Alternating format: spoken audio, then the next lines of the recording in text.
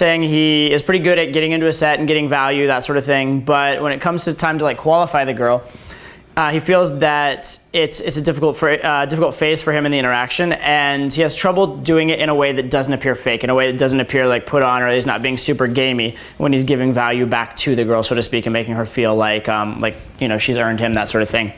And so he wants to know how to do that without lines or routines. Well, the first thing I'm going to say is that the whole idea that you always have to qualify a girl is a little bit out there. We had that idea back in like 2002, 2003 when game was extremely structured, and especially when the way that we would get attraction was based almost solely on devaluing a girl, on doing things like negs, taking her off a pedestal, negative emotional spikes, that sort of thing. And so in that sort of context, it wasn't necessarily that the girl needed to have value relative to you per se, it was that it needed to be plausible for her that you liked her in some way. I mean, it's a little weird if you're like, fuck you, I don't like you, go away, hands off the merchandise, and then you're all of a sudden like, come here baby, let's kiss. It's a little weird, it's a little incongruent. And so because the process by which we were getting value was a little fake, then we had to do these other fabricated things in order to create comfort as well. Nowadays, when you're doing a more natural style of game and you're just kind of like being a cool guy, joking around, you are giving some negative expressions and positive expressions, as Alex would say, but it's not so much this like, you know, systematic attack on the girl's self-esteem and a huge amount of disqualifiers to the point that she thinks that like you view her as like some kind of swamp thing. Now that that's not the case, it's not necessary all the time to have this overt qualification stage. So number one, don't think that you always have to have it. Don't think that every set has to run by some kind of playbook. Most sets are a little chaotic or a little crazy, don't go according to plan, and in particular, this idea that you have to qualify every girl is not a necessity, so don't get caught up in that. However, if you want to qualify girls in a natural way, my best suggestion to do would be to sit down sometime when you're out of the field and make a list, maybe like even like a bulleted list with some other information of the categories and characteristics that you're looking for in a girl, right? Do you want a smart girl? Do you want an athletic girl? Do you want a girl who works hard? Do you want a girl who's entrepreneurial? Do you want a girl who works 9 to 5? Do you want blonde, brunette? Do you want, what kind of family do you want her to be from? That sort of thing. I mean, you can go as in-depth with this as you want, or you can go more superficial with it. But the idea is that you should have some things that you are actually qualifying the girl on that you actually care about, so that when you ask about them, you're going to be invested in the conversation, you're going to be actually paying attention to the answer, you're going to be actually engaged in the moment, okay? This is also going to make it much more genuine. It's going to make it come up naturally in conversation instead of being something that you overtly need to do, because you're going to actually care. You're going to want to actually find out about these things, especially once you get abundance with girls. So that's my suggestion to you, is to try and qualify them on things you really care about. And also, don't worry quite so much about the qualification phase per se. It's not a necessity in every single set. Is how to move into a sexual frame, specifically within a social circle. Like I says, on a cold approach, he has no problem going sexual, but in a social circle, when maybe you've known these people for a period of time, or maybe you started out in more of a friendly way, that sort of thing, he has a lot of trouble with going sexual. And this is an interesting fear that I think actually is very merited. I know a lot of guys who do social circle game, who cultivate big social circles, they are actually very, very careful. They tiptoe around about who they approach sexually, what they do, who they show interest with, that sort of thing, because they do view the social circle as a resource, they do view it as an asset, and they don't want to destroy it. However, you should ask yourself, what is the reason that you have the social circle in the first place, or what is the reason that you're actively, consciously cultivating a social circle? Like there's the social circle you kind of naturally get amongst your friends, which should be a pretty sturdy, like not a very fragile one, it should be a very strong ecosystem, because it's just kind of happening by you being your normal self around them. But if you are actually consciously cultivating a social circle or creating something, ask yourself why. These guys who I'm talking about who tiptoe around and do well with it, usually their social circle is not just for themselves. A lot of times they're promoters, or they work in some sort of industry job, or some sort of like networking job among celebrities, or who knows, whatever else. And so the social circle is actually a very viable asset to them, and it makes a lot of sense for them not to mess with it. If your purpose in having a social circle in the first place is to get hot girls, well, when you have a hot girl in your social circle, you do need to actually capitalize on that opportunity. Otherwise, what the fuck are you doing, right? Why are you wasting your time? Okay? Now, it is valid that the approach that you should take within a social circle is a little bit different than on a cold approach. On a cold approach, you have to be a little bit desperate and needy on the open sometimes, and a little bit desperate and needy on the close sometimes. Reason being that if you don't open the set, you'll never see the girl again. And if you don't close the set, you'll never see the girl again. So these are moments where something just has to happen. In a social circle, usually that's not the case. Usually you will see the person again, or you will have another opportunity to meet them. So there's not the necessity to do something hugely socially awkward to make something happen.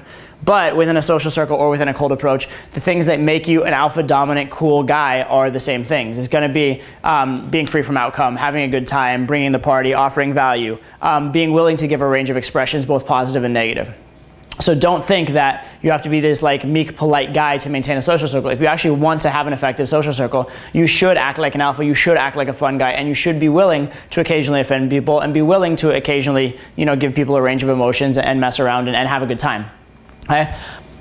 In fact, a social circle, in a certain sense, you're looking at it when asking this question as more risky than a cold approach. In a certain sense, it's less risky. Because on a cold approach, if you mess up, it's just done. You're never going to see the girl again. You'll never get another chance, etc. In a social circle situation, if you mess up, if you offend someone, you still are friends with all their friends. You still are going to see them again. There's plenty of time to bring it back around. There's plenty of time to apologize, etc. Though, the world is littered with stories of guys and girls who were in the same social circle and sort of hated each other at first or didn't get along at first, and then one came around or the other came around. It happens all the time. It's not a strange phenomenon. It's not a big deal, all right? So in a sense, you're looking at the social circle as more risky. In another way of looking at it, it's actually less risky, okay? It just depends how you deal with it. So my advice is get what you want out of the social circle. Make it one that you love, and make it one that you're enjoying being in. Don't feel like you have to be stifled or like hold yourself back to be part of a social circle. If that's the case, that's maybe not the social circle you want to be in, or maybe you're just handling it in not a very good way.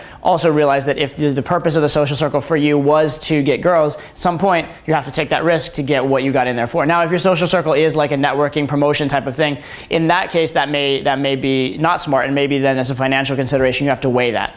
But if the social circle is for your own use and your own fun, make sure that you're having fun with it. And also realize that the big difference is on opening and closing. It's not like you have to be a fundamentally different person throughout. And lastly, realize that there's a lot of leeway, and the big difference is only on the open and the close. Mostly it's the same. Next question.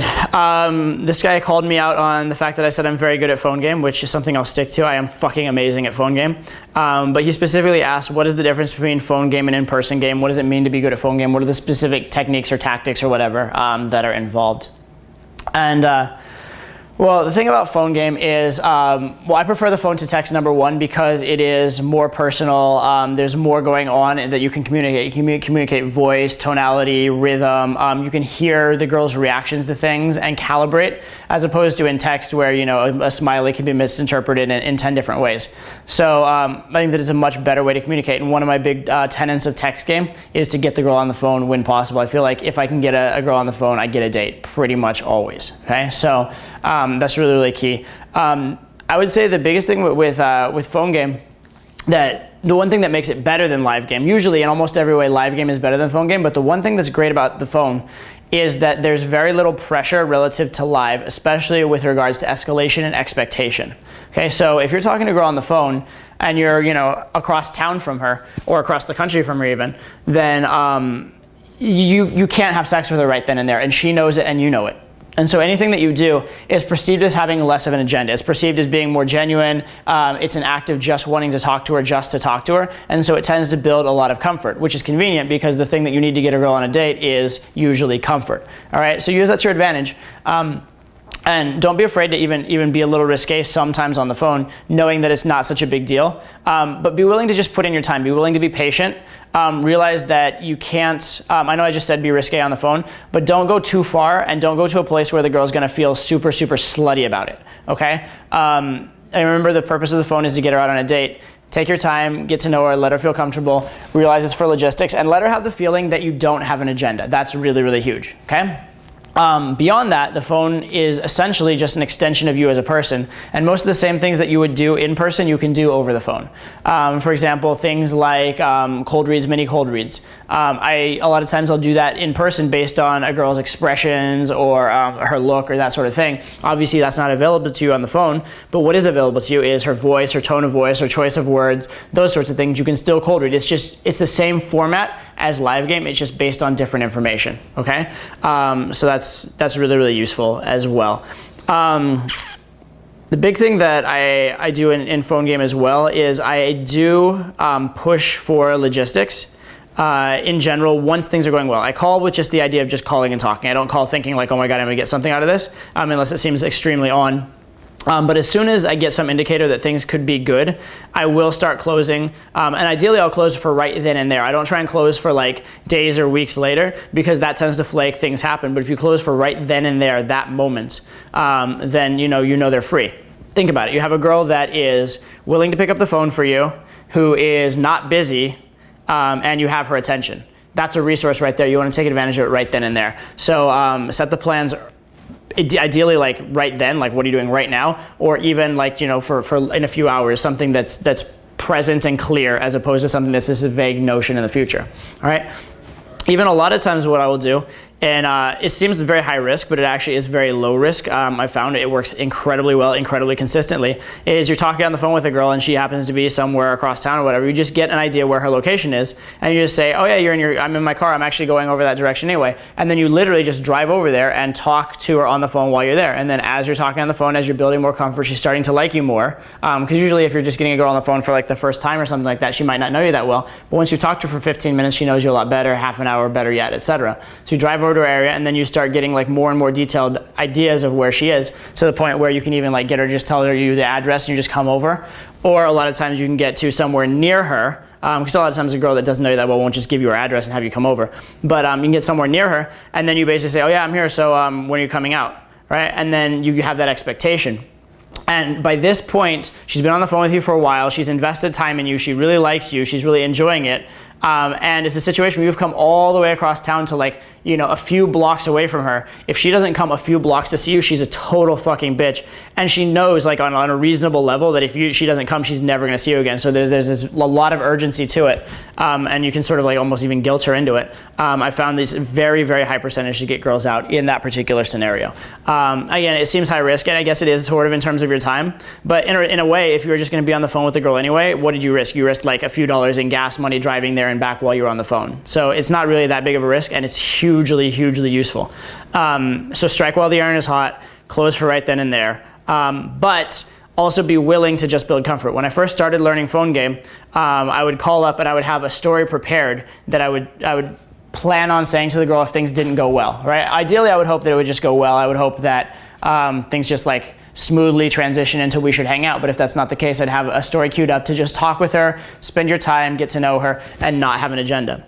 As you're learning, I don't do this very often because my phone game is very good and I make plans almost always now. But as you're learning, if you're not so comfortable on the phone, sometimes just call and be willing, if it doesn't seem super on, to just call, talk for a little while, and then cut it off and not even try for plans. There's a lot of comfort built by not trying for plans in that context, and then you maybe try for plans on the next call. So talk is going pretty well. It doesn't seem like it's on for plans, or her schedule seems particularly busy, so you don't think you'll be able to make plans even if she wants to. In that case, I might be like, yeah, it was really good talking to you. You know what, I gotta go now, but let's talk later. Maybe we'll find a time to meet up, but anyway, for now I gotta go. And then by not asking for the plans, you build that comfort, and then you can get it really well the next time. Obviously, that's not as good as getting the plans, but it's something you should be willing to do. And also philosophically, even if you never do it, even though most of the time I do get plans on the phone when I call them, I'm philosophically willing to do it. And the fact that I have that willingness, that I have that patience, it comes through in the rest of the call and makes the entire process more effective.